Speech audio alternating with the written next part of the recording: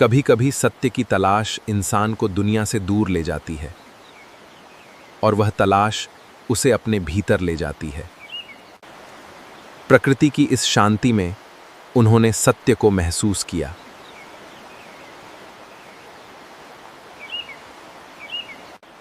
उनके मन में एक प्रश्न था, जब मनुष्य एक ही मिट्टी से बना है तो भेद कैसा?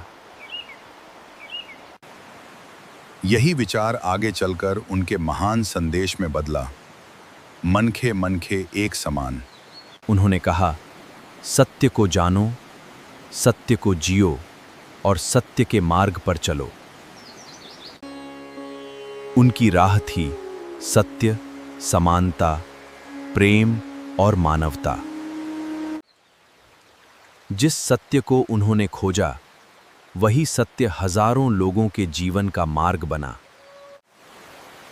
जंगल की नीरवता में उठी वह आवाज गांव-गांव तक पहुंची और लोगों ने समझा, सच्ची भक्ति केवल शब्दों में नहीं, जीवन के कर्मों में होती है।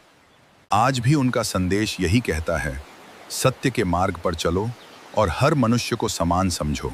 जय सतनाम।